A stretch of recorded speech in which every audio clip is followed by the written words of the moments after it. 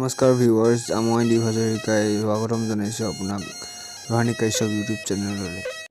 আৰু আজি আমি কথা পাতিম the missile man of India 11 president of India Dr.A.P.J.ABDUL কালামৰ বিষয়ে। জন্ম 15 অক্টোবৰ 1931 চনৰ ৰামেশ্বৰত, তামিলনাডুৰ ৰামেশ্বৰত। তেওঁ তামিল মুছলিম পৰিয়ালৰ পৰা জন্মগ্ৰহণ কৰে। তেওঁৰ পিতৃৰ নাম আছিল জৈনুলাবুদ্দিন মাৰ্কায়াৰ আৰু মাতৃৰ নাম আছিল আছিয়াম্মা জৈনুলাবুদ্দিন। আব্দুল কালামৰ তিনিজন ডাঙৰ ককায়েক আছিল আৰু এজনী সৰু ভনীয়েক আছিলে।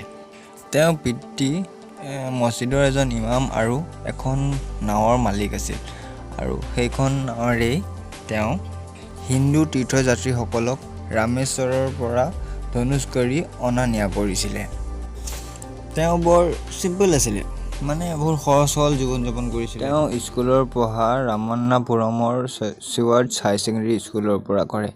তাৰপিছত তেওঁ ছেইণ্ট জোচেফ কলেজৰ পৰা BSc ডিগ্ৰী ফিজিক্সত BSc ডিগ্ৰী লৈ মাদ্ৰাছ আহে তেওঁ।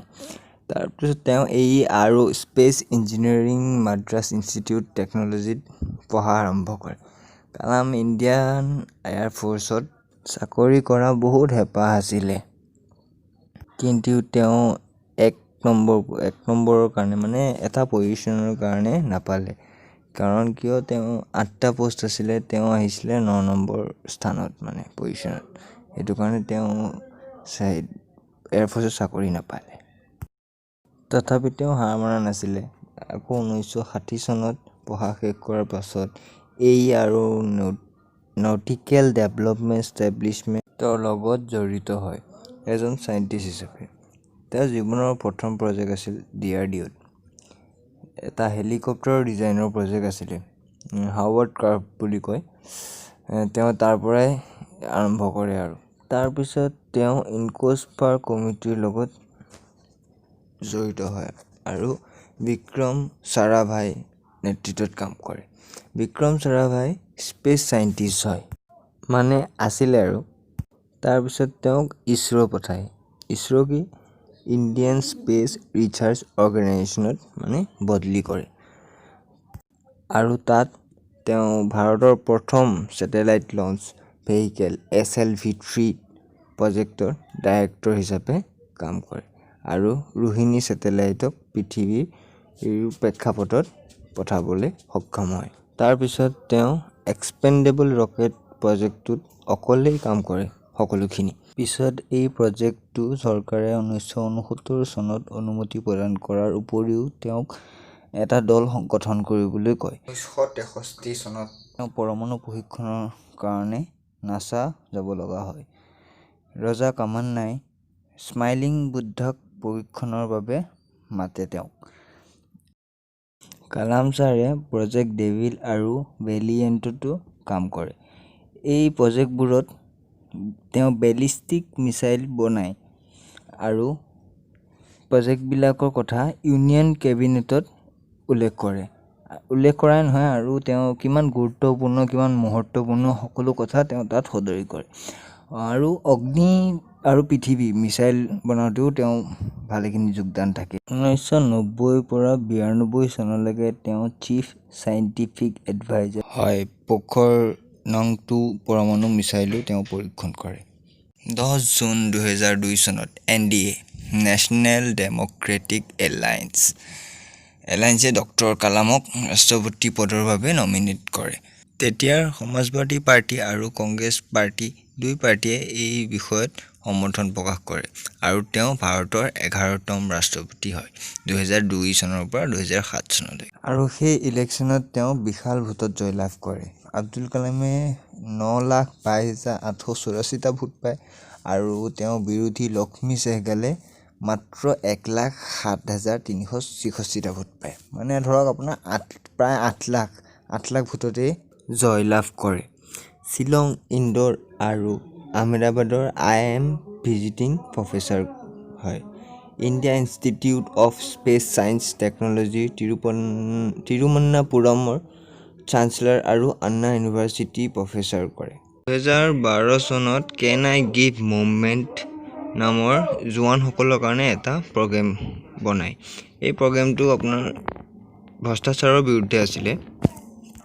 সন্মান বা এৱাৰ্ড 1981 চনত পদ্মভূষণ, 1990 চনত পদ্মবিভূষণ, 1994 চনত ডিষ্টিংগুইছ ফেলো, 1995 চনত অনাৰেৰী ফেলো, 1997 চনত ভাৰতৰত্ন আৰু লগত ইন্দিৰা গান্ধী এৱাৰ্ড, 1998 চনত ভি সভাকৰ, 2000 চনত ৰামানুজন এৱাৰ্ড, 2007 চনত ডক্টৰেট ডিগ্ৰী 2টা আৰু কিং চাৰ্লছৰ নামত 2টা মেডেল, 2008ত ডাইৰেক্টৰ অফ ছায়েন্সত এটা আৰু ইঞ্জিনিয়াৰিঙত এটা, 2009 চনত ইণ্টাৰনেশ্যনেল ভন কাৰমেন উইংছ এৱাৰ্ড আৰু হভাৰ মেডেল, আকৌ ডক্টৰেট ডিগ্ৰী।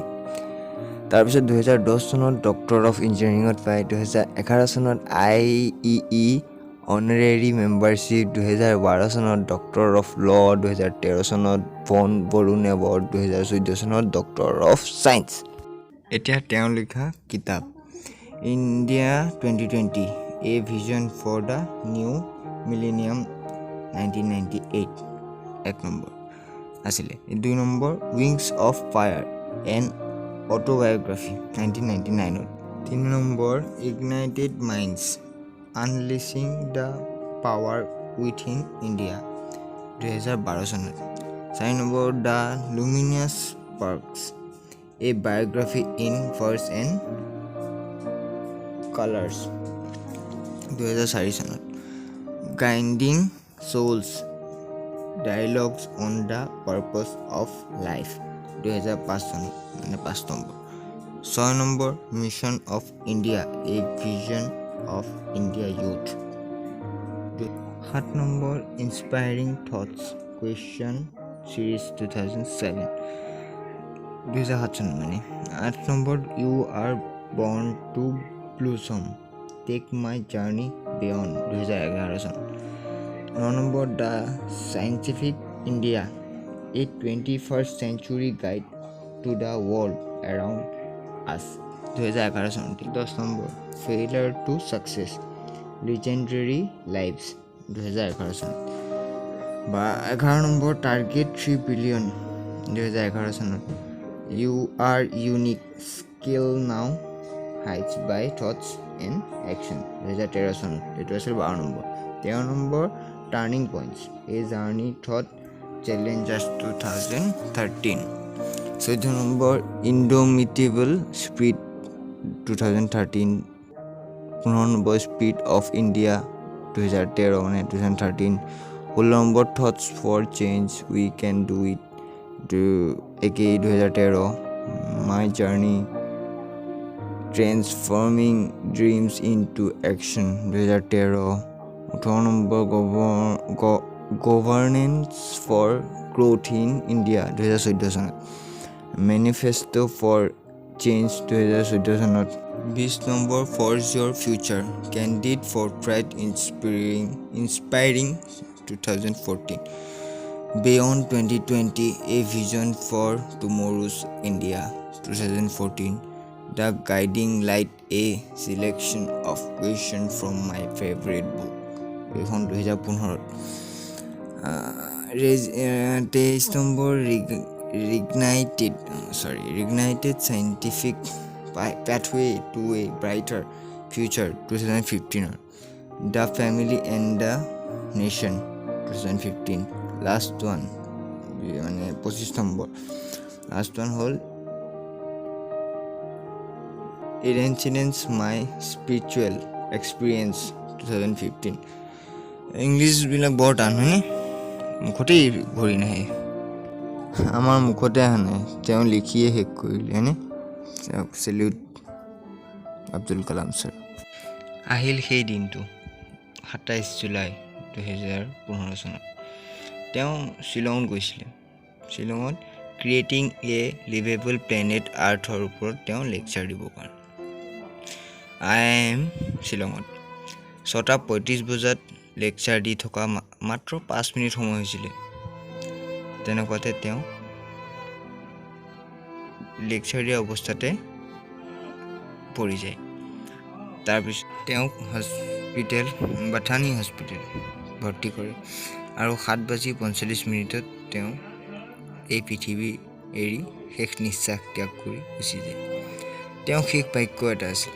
তেওঁ কৈছিলে জন পাল সিঙক যে হেই পানী guy are you doing well, বাছ এইখিনি।